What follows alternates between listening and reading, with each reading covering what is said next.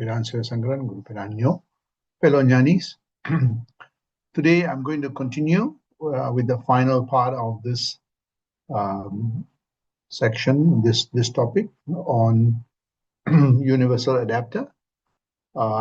This will conclude. This brings us to the conclusion of this series, and I'm going to review what we covered the last time.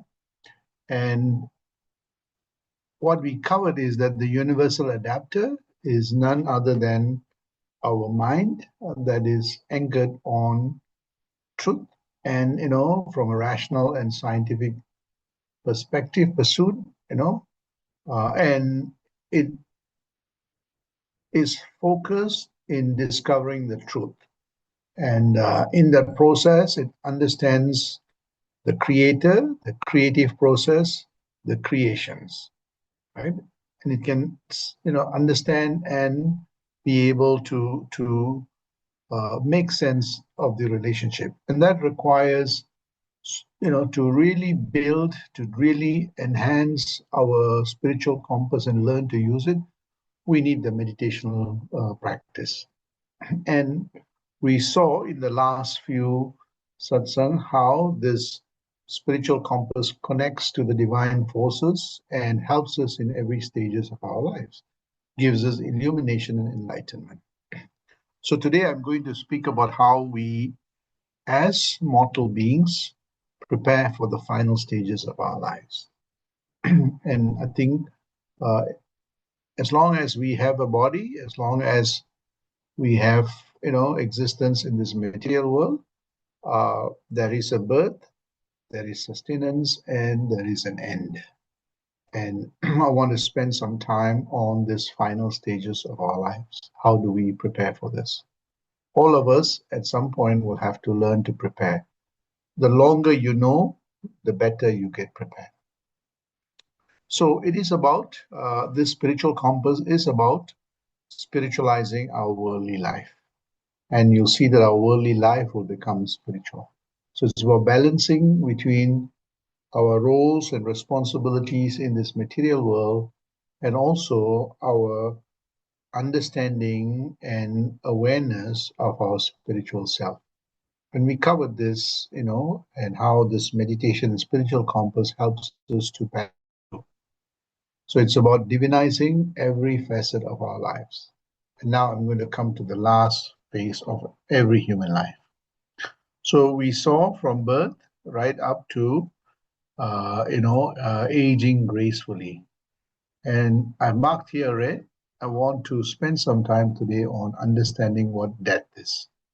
And this is something that most people are not aware of or are afraid of. So I really want to spend some time. What is death? If we don't have a good understanding of death, most people will fear death. And part of spiritual journey is to understand every facet of our lives so that we can be illumined by it and not be impacted by it. And more importantly, how do we become transcendental to death itself? So we covered all the stages of life. But I want to talk about why most people are anxious about death. What happens, you see? And the whole idea is that most people don't know what is death and don't know what happens after death. So there is this, because we are so caught up with this material world, everything is, our mind is so drenched in the material world, it cannot understand a period where the material realm or the personality is not there. So you see, most people, because of not understanding and lack of understanding, they feel extremely distressed. They become anxious of death. They get troubled by death. And they become distressed and they become, worried about death. Constantly running in their head, especially as you age and doctors say, okay, you've got certain disorders or certain, conditions. They get more worried.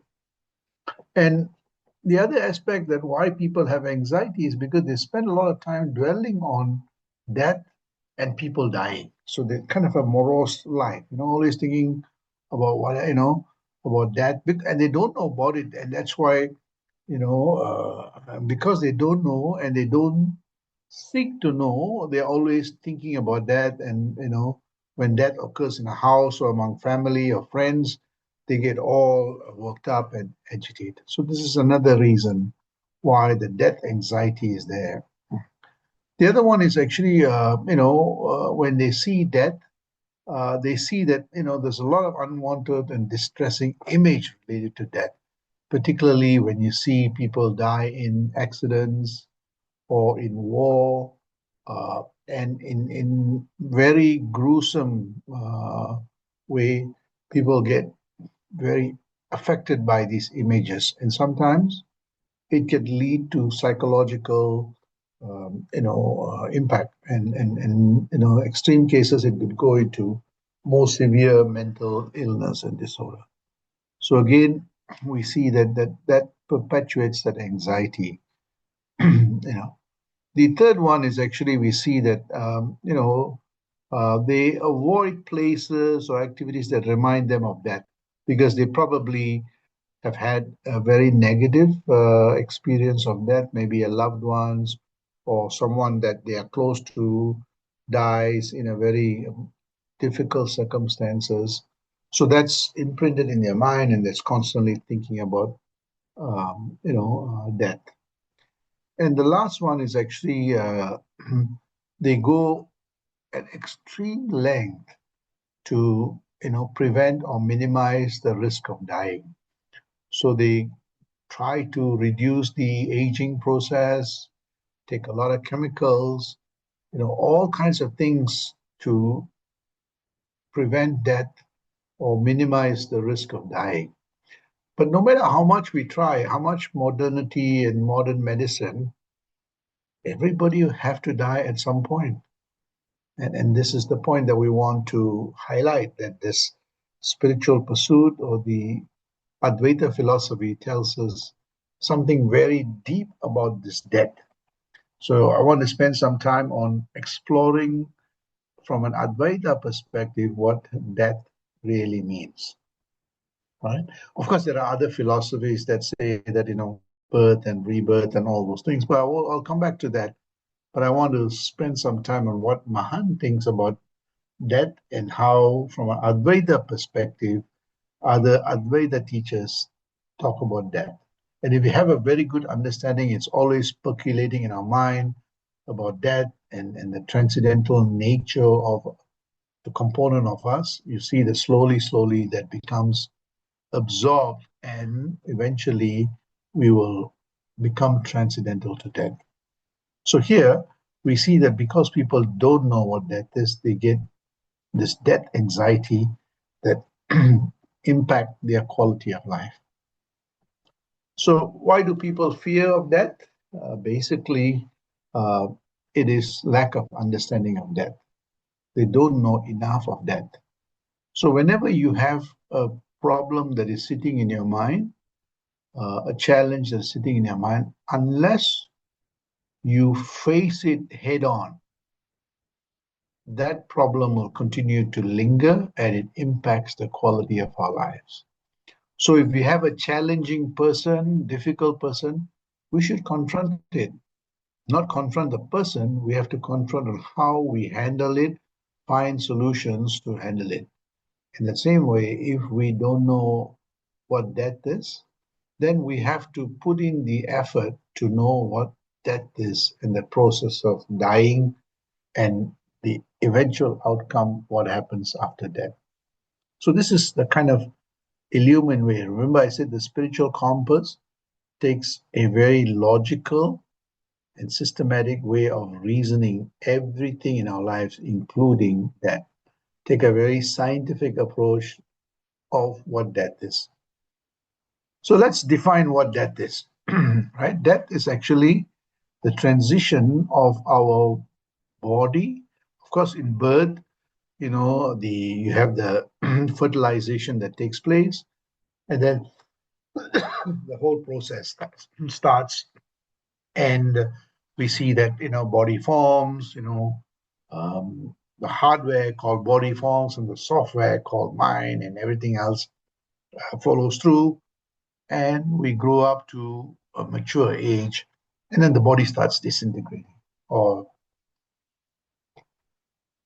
declining, and at some point the body will give up. So, so that process we understand, but yet understanding the process, people still uh, have this death anxiety. So we really need to understand that birth and death cycle really well. So a child is born, goes through teenage, youth, you know, adulthood. Eventually, age catches up and the body dissolves. Right now, we have to think about it very carefully. That you see, the body was assembled from all the components of nature. Nothing comes from anywhere else. Every component, every mineral comes from this world. So what we take, we assemble, we develop, eventually in that it's disassembled back and goes back to nature. That's what we call samadhi. So samadhi is going back to the original state. And then you see, insects and things eat and they form bodies, and eventually that transformation of the component that makes the body continuously goes through that cycle. So the body is caught by space and time, right? So what is impacted by space and time? It's the body, because the body takes material from nature, and because time is built, the body evolves, right? So we know what is impacted by space and time. The part or within the part that is made out of the body goes through these changes because it occupies space and time. But there is a component in us that is not impacted by space and time. And this is what all the teachings, including we can run our own experiments to validate this. And we know that if you see in this picture, the body goes through the transformation. In the heart of every being on this chart remains constant, right? So we see that this, whatever you call it, spirit or soul, remains permanent throughout this evolutionary process. And it's continuously, bodies may change, that transcendental nature that is transcendental space and time does not change. It's changeless, right? So this one needs to understand very clearly. The body is caught in the physics of the material world, which is space and time. But that spirit itself, so let me repeat that again. The body is caught by space and time, because that's how the body is constructed. That's the physics of this material universe. But there is something that is separate from the body, which is not impacted by space and time. We call it transcendental. And how do we know this? We know that when we are in that state, the body, mind, personality disappears. It is not there, right? So in deep sleep, both the king and the pauper are in the same state of, in the same state. While materially they may be very different, at the deep sleep state, they are one. In that same way, in the deep meditation state, we are one. And of course, death, when the body disengages from that component, whatever you call that component, Holy Spirit or self or Atma, whatever name, what it means is it is a transcendental. Transcendental means it is not impacted by space and time. All of us experience that at least 5 to 7 hours a day in our sleep. Of course, if you meditate another hour, so if you're sleeping 7 hours, meditate 1 hour, 8 hours, we are in the transcendental state. But there are some people that both meditation and sleep, they're in the transcendental state, But the mind, while in the waking state also, they are in the transcendental state. Now, these are great Mahans and great saints and so on. So, so we see here that the scriptures, and even we can put that experiment, that the body that we have goes through that continuous transformation that we all have experienced and seen. But there is a component in us that is changeless and not touched by time. Also, if you think deeply, all of us experience it. If I don't explain this, or if you don't know this, you say, everything is changing. But you've forgotten there is something that is not changing. So when you become illumined, when you understand, you realize that there's a part of us that is changing, there is a part of us that is changeless, and the changing, is done on a changeless substratum. The changing substratum takes place in a changeless substratum. So this is what we see. So there are a lot of experiments that you can do to, of course, deep sleep itself is an experiment, a case study or a case where we are in that state, where all our personalities, our material identity, our material resources, our material all is irrelevant, right? So we see this birth death cycle, right? So Shankara says this. So Shankara is a great saint that propitiates Advaita teaching. Advaita is there is no separation in personality. They are all one. It's that state of oneness. We can call that component self or Atma, whatever. I don't really worry too much about the semantics. But what we know is that there is transcendental nature that is inbuilt in us.